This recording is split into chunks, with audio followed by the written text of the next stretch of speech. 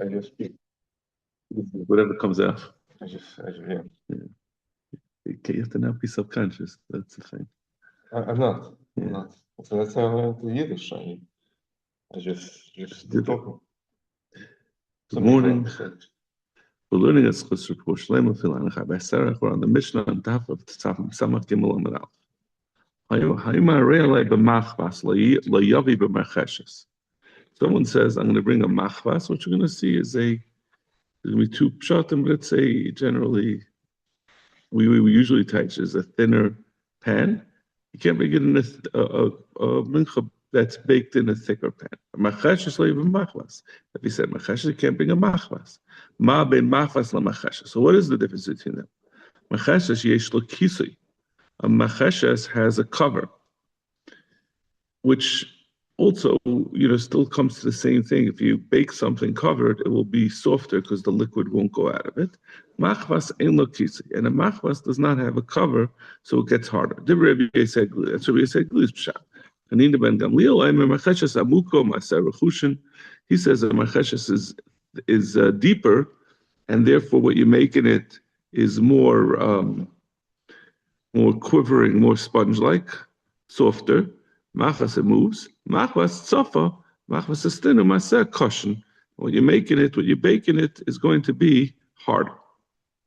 So my time with Rabbi Yossi. What's the pshat in Rabbi Yossi Aglili? The first pshat he says depends on whether it has marcheshes has a cover and machvas doesn't have a cover. Machvas has a cover and marcheshes doesn't.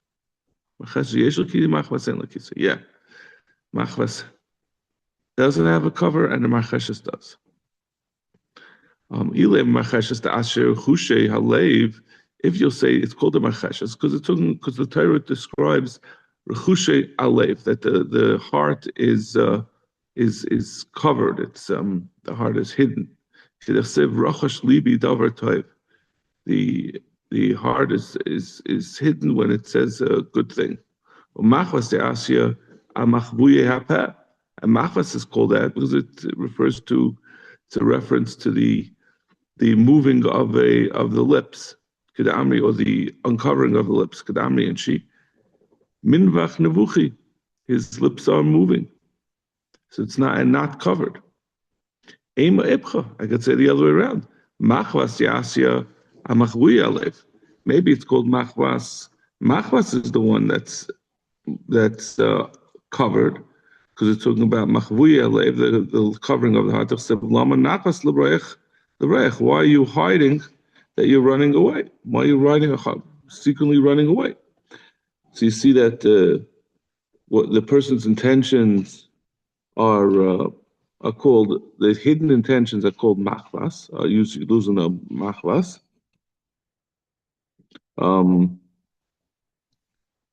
Marcheshes dasha chushi, and maybe marcheshes on the other hand is talking about what's in the open. Gami and shehavi marchashin tzipsei should move his lips.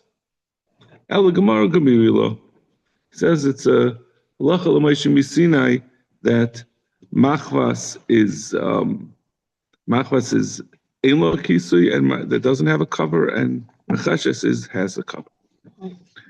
We're on Samach Gimel Amar Aleph, about a third of the way down. Hanina ben Gamliel Gamliel said what we've been saying from the beginning, that marcheshes is a thicker pan and a machvas is a thinner pan.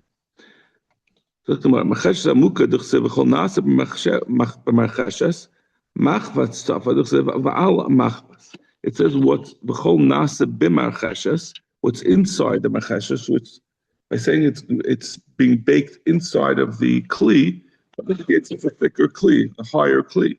And machvas, it says, v'al machvas, on the machvas, that's more like a pan. You do on top of the pan, not in the pan.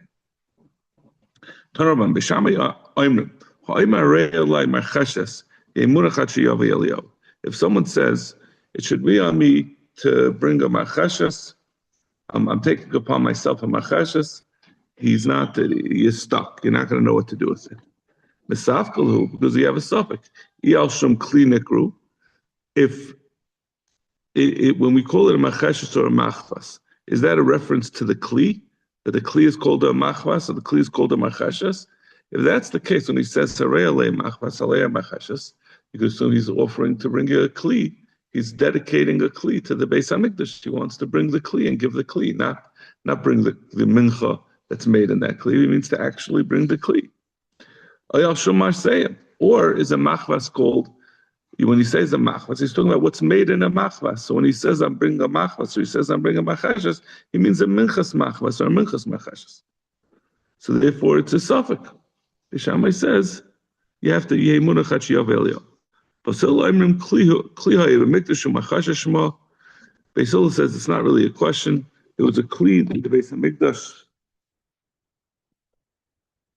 that was called a machashes. So therefore it was definitely he was referring to giving the kli. The diamond came in kalbus amok. It was like a kalbus amok, which Rashi says is a 3. Where's Rashi?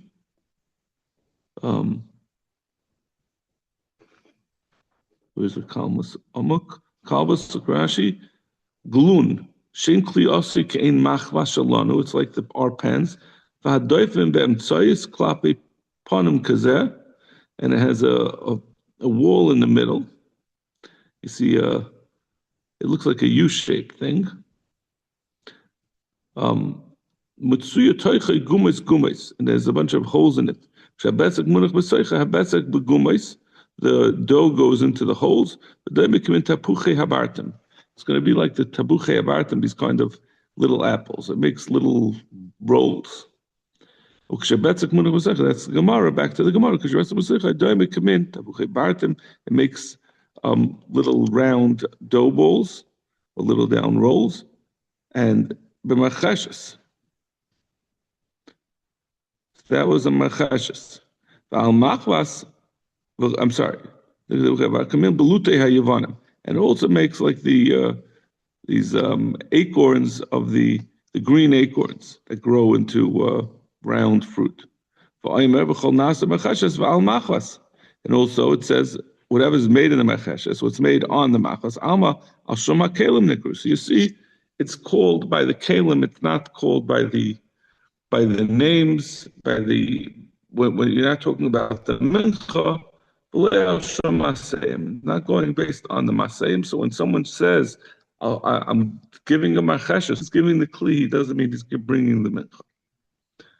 Zak the Mishnah. Because if you don't know whether it's intended to be a kli or a mincha, you can't take that money.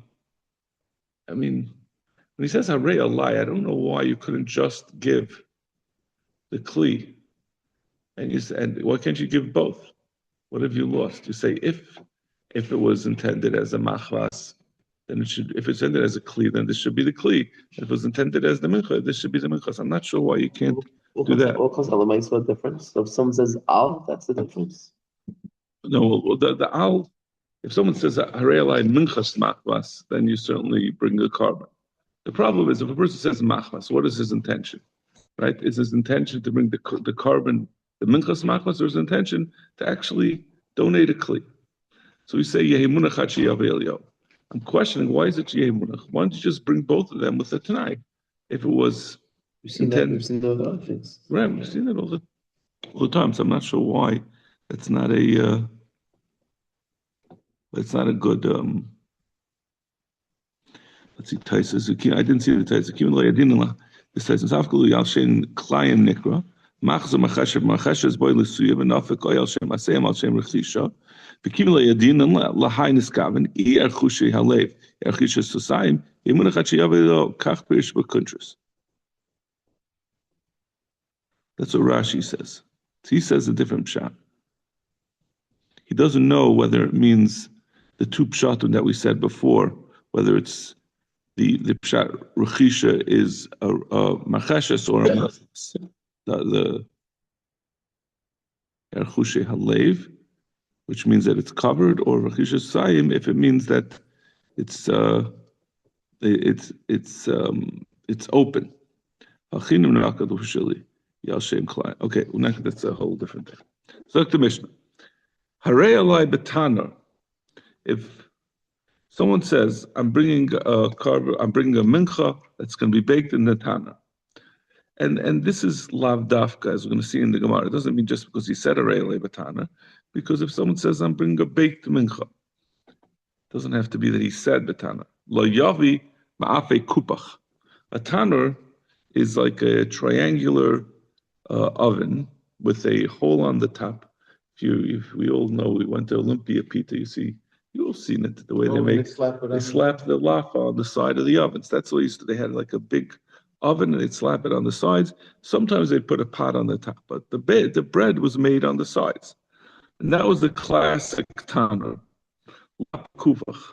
Kupach is a slightly different thing. It has a bunch of holes for pots on the top. It's built differently. That's not a tanner. Which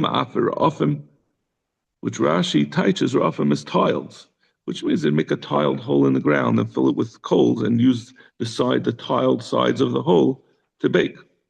They would also or baked on the large Arabian pots. They had big, huge pots that they would slap the bread on the side of that. Those things are all not good. It has to be in a tanner. Yehuda Aimer maybe ma'ape kupach. He says no, kupach is included. It's considered a tana, as we'll see in the Gemara.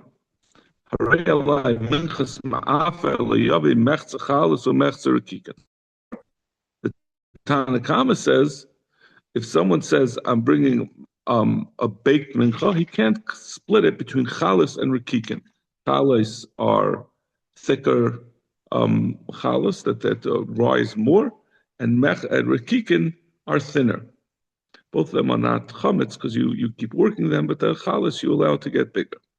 Shimon says no, it's all included together. Anything that's baked is in the same category, so you could do a mixture of some chalas and some rakikin. Tana Rabban, ma'afe tana v'loy ma'afe kupach, v'loy ma'afe roifim, v'loy ma'afe yuris harbi. The beginning of this price is like the Tanakam of our Mishnah, that any kind of, the only type of baking you could do is in a tanner. Any other sort of oven is excluded. Rabbi Yehuda Aimer tanner shnei pa'amim. The pasuk says tanner. It says Risakriv karban mincha ma'afe tanner solos chalatz matzah lu hashemen kimatz b'shucham b'shemen. So it calls it ma'afe tanner. Vayikra Perek Beis pasuk Daled, and in the first right at the beginning of Bereshis. I'm sorry, not in Bereshis. In Vayikra Zion, it says, it says Tana 2 times. The second time is to say the most similar thing to a Tana, which is a kupach, is also included, is also good. He says, no, we learn out something else on the fact that it says Tana Shnei Pa'amim.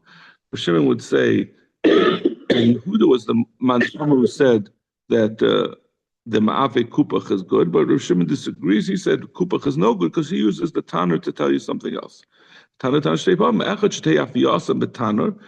tell you that the baking should be in the tanner. The second is that when you bake the bread in the tanner, that is also mekadesh the bread, right? And as we've come across many times, when you dedicate something, you're intending to bring it as a mincha, you first give it Kedusha's damim. You say, this is now going to be my mincha, and it's exclusively going to be a mincha, and if you're going to not use it, you're going to have to be paid it. But it doesn't have Kedusha's haguf. It's not yet an actual carbon. When you put it in a klisharis, it becomes a carbon. It's going to have it in me'ilah, if it's kachim, and it's going to have whatever. It's going to have a din yaitza that it can't go out of the place where it's supposed to be, right? If you mekadesh something in damim, you could be in your house in Herzliya, and you mekadesh it with dam. You're saying going to bring it. So obviously it doesn't have a din yaitza yet. It's only gets kedusha saguf when it goes in the klisharis. It gets to the higher level of kedusha that's applicable. Shimon's chalak on Tanakama. It's a third. Well, the Shimon's being chaylik. Yeah, he's been chaylik that the Tanakam had said Tanner is coming to tell you kupach. Even a kupach is good. Yeah, I would say this is Rav Yehuda is the man the Amar of our brisa. Rav Yehuda Amar Ratza maybe ma'ape kupach. And that's the same time. Rav Yehuda, we have Rav Yehuda who's chaylik in the. Is he asking is Rav Shimon the Tanakama? Yes. or Rav Shimon is being a third shita. Yes. I don't know. I don't know that I don't know. It could be. Usually Rav Shimon or Rav Yehuda are the Chalkim or one another. So it's very likely that Tanakam is Rav Shimon. So we never say the explanation of we never bring a shita of Tanakama separately. And there's no answer to the review this time. So it's Rav Shimon, yeah. So Rav Shimon says Tana Shneva me'echad shtehei efiyasa betana ve'echad shtehei hekdeshin betana. One is to tell you that the kedusha is in the Tana, and the second one is telling you with Nudin that it becomes mekudesh kedushas haguf when it goes in. The bread is put into the mincha is put into the Tana. So Dr. Misla, Rav Shimon Haisvar, does Rav Shimon really hold it becomes Kaddish Kedushas Guf in the Tana of Atanan Rav Yehuda? Oilam Havi Ragolai Mishteh HaLechem VeLechem upon him Ksheris Ba'azara. Ksheris Bebeis Pagi, Mishteh HaLechem, and the Lechem upon him. They're kosher to stay in the Azara, and they're also kosher in the Beis Pagi, which is a place, they could be baked outside of the Azara, even outside of the boundaries of Yerushalayim. So you see, if it comes with Kaddish Kedushas Haguf, when it's baked, how can it be baked in Beis Pagi outside of the Azara? It's going to be Asar al Tziyotza, like we said. Something that has Kedushas Haguf is already a full-fledged carbon. It can't go out of the Beis HaMikdash. Amarava Emish Yeh Hekdesh L'Shum Tana. He didn't say that it becomes Mekudesh. Rav Shimon never said that it becomes Mekudesh when it's baked in the Tana. What he said was, it gets when a person bakes, when a person is menadiv a mincha, he should say, "I'm doing it l'shem Tanner," to be clear that that's what he has in mind. It doesn't mean he wasn't meaning to say that it becomes mekudesh in the Tanner at all. He's just telling you how to be mekadesh your mincha, which is not really a clear rule in what it's accomplishing. Rashi says l'shem Tanner shektishena l'seilish yom almanas la'afoisa b'Tanner ani makdisha. I'm doing it almanas to bake it in the Tanner. So Gemara, we said a second machlekes, right? Someone says, I'm going to bring a baked mincha. He can't bring it half chalais, which is the thicker minchas, baked minchas, and half rikikin, which are the thinner ones. He says it's all one carbon. You could bring a mixture. Lasas davar rishos.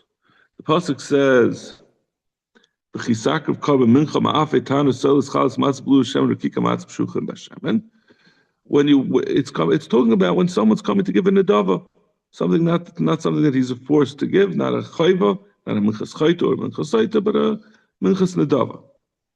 Carbon mincha. What does the word mean when a pasuk means? What does it tell you when it says carbon mincha? We know it's talking about a carbon mincha.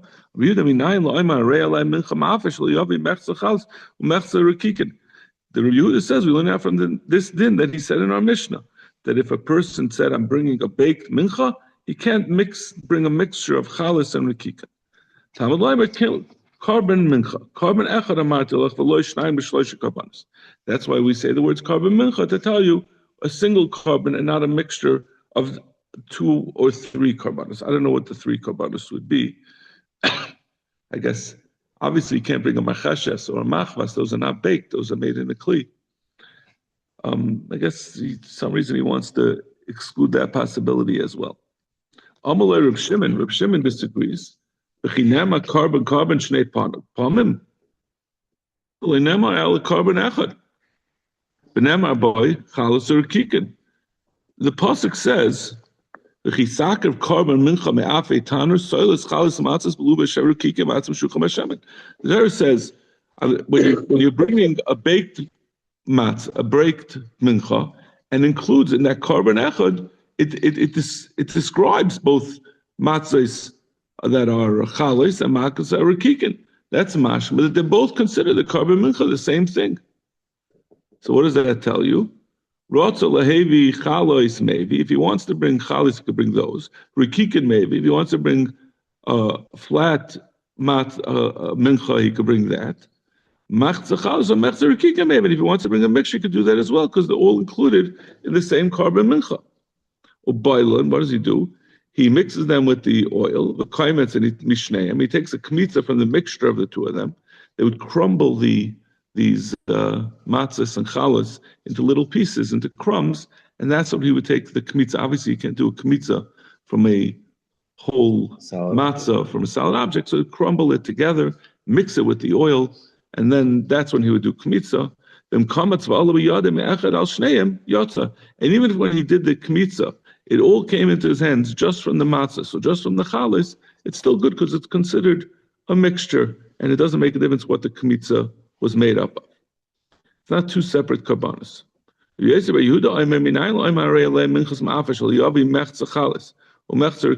Yossi, who is the son of Rabbi Yehuda was the chaylik under Shimon. He said that you can't do a mixture, so he says the same thing. Rabbi Yehuda says the same thing.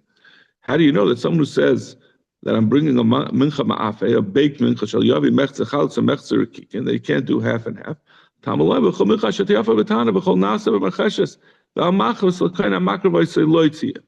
The pasuk says, this is the pasuk in Perek Zayin. It says, any mincha that's baked in a tana, and anything that's made of macheshes or machvas, if you make it either ma'afe tana, or you do macheshes or machvas, which is not baked, that's like fried on a fire in a pot.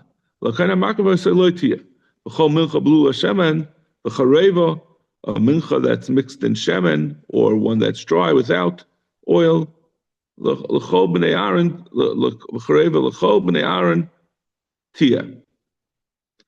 It should be for the Bnei Aaron that they eat it. Just like when it says, I'm sorry, just like it says, it says a mixed in oil or without oil. It's two separate things, right? With oil and without oil, you can't mix them because you're not allowed to put oil in something it's not allowed to have oil. We said it's a lav. So too when it says, which includes both rikikin and machvas, they're two separate things. The chol is saying both of them, and they're two separate things.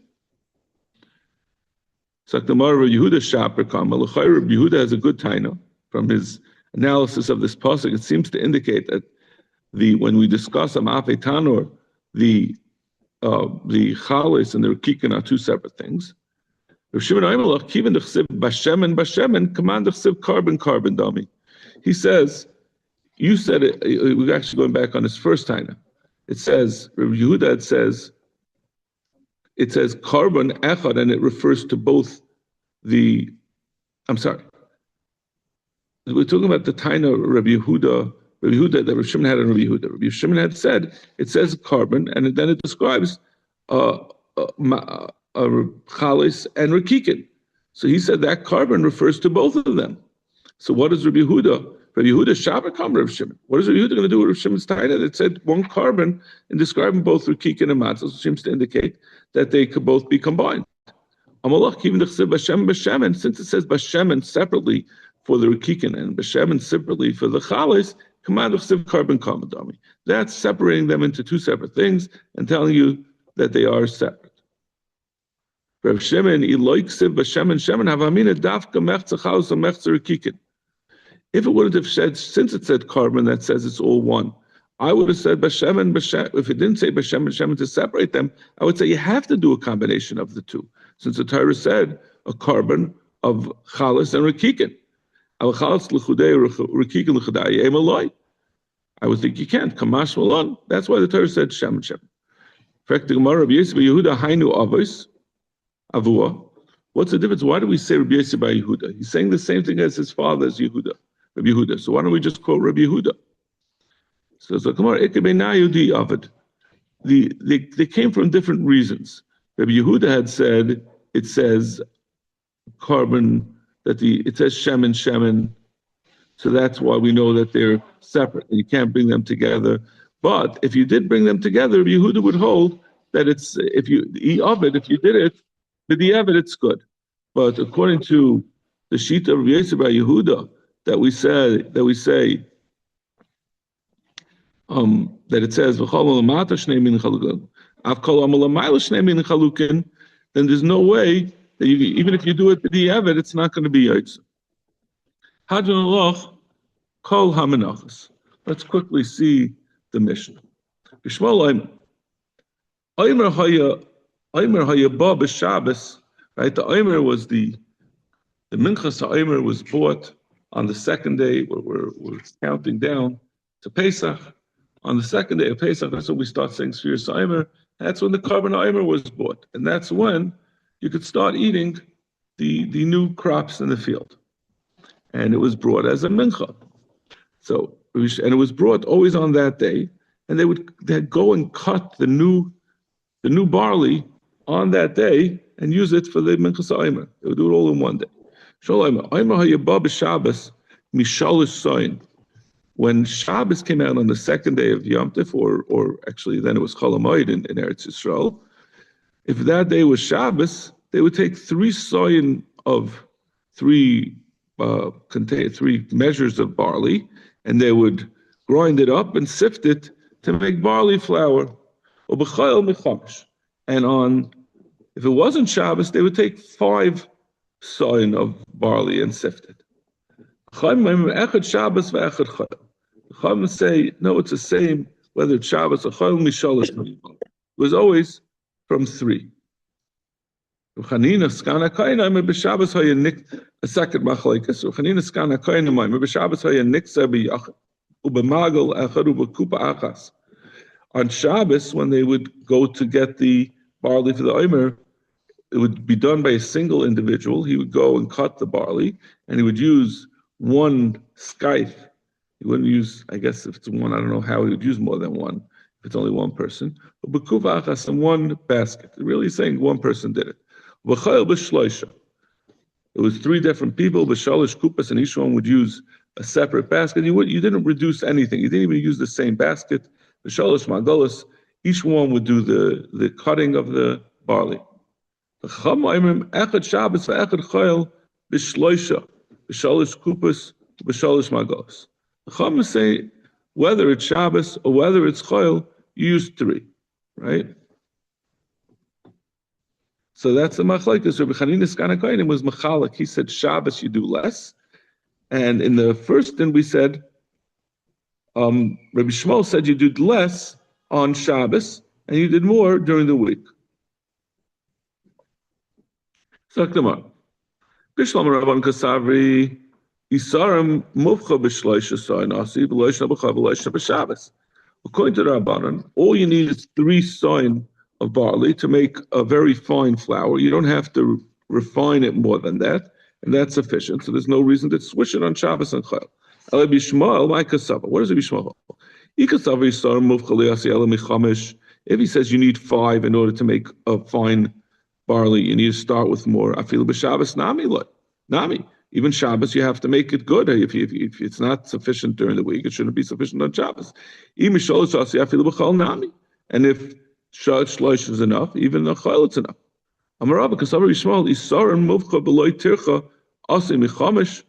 You can make without additional tircha. You can take from 5 and then you just sift it and it's good. But if you do it from 3, you have to re-sift it additional times. So on Chayil, you do it from 5. And during the week, it's 3 makes it that it's going to be sufficiently good, but it's not minamov. It's not the best.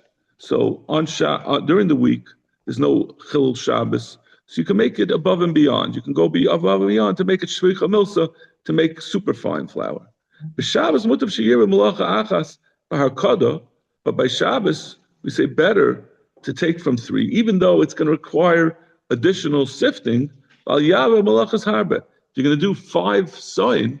Each saw is going to require, it's going to have to be cut, and it's going to have to be threshed. You have to do a bunch of different avodas, malachas, and better to just take 3 and have 1 person keep sifting it. Even though he'll do additional sifting, he'll continue doing the same malacha. It's better to be marba in a single malacha than to be marba in a lot of different malachas. So there's 2 things going on. First of all, he's saying better to only stick to being over on one malach, even though you do more of that rather than being over on the amount of malachas. And secondly, when you do with 5, it makes it a little bit better than with 3, even though 3 is adequate. So during the weekday, we do it in the better way. This din of Rabbi Shmuel that he says we minimize and you only do 3 instead of 5, that's the same as Rishol B'Meshab Yechon Mebraika. The Tanya, Arba Asa Shechalias B'Shabbos.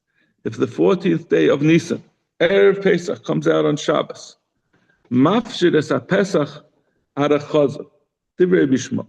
Bishmol says, usually it's Erev Pesach, you have to bring your carbon Pesach on Erev Pesach, and then you eat it on Pesach. And part of the avodah of bringing a carbon is you skin the animal, because you have to skin the animal, or take out the imurim and burn them on the mizbeach. So he says you just skin it up to the chest of the animal, because that gives you access to the imurim. You take out the imurim, but you don't have to do any more. It doesn't need any further skinning, because you already took out what you needed to take out. Chum say you take off the whole thing. Actually, it's Kulei.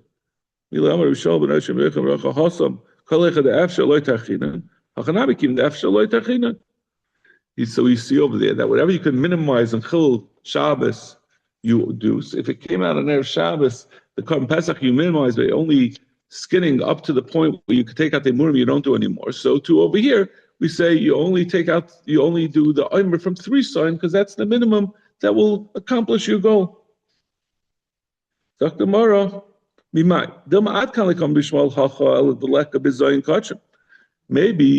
by Rabbi Shmuel, the son of Rabbi Yechon ben Broika, says that you can't continue the skinning because the skinning he would allow to continue, because leaving something half skinned is a bizayin kachim. So therefore, that's why we say you can continue. But over there where there is bizayin kachim, over here there's no bizayin kachim. When you only do 3 instead of 5, it just means it's not as nice. It's not a bizayin. Over there you're getting into the realm of bizayin when you leave something half skinned. So maybe over there he would agree that you have to continue and do it. So over there, maybe he would agree that you do the whole thing. Inami, or you could say the other way around. The reason why Rabbi Shmuel ben Broika says you only skin half of it. Once you did that, you did it in a foot. You have to understand that making bizayin kachim doesn't mean that it's not done min hamufchar. Once you got to that point, once you did half of the animal, you were able to take out the imurim, and you did the full-fledged imurim, fine. You're not doing it in any reduced way. There's no need to be Michal Shabbos. You haven't done it in the best way until you do with 5 son. Maybe he'll agree to the Rabbanan that you do 5. Okay, we're going to stop over here. We're going to have to stop in the middle.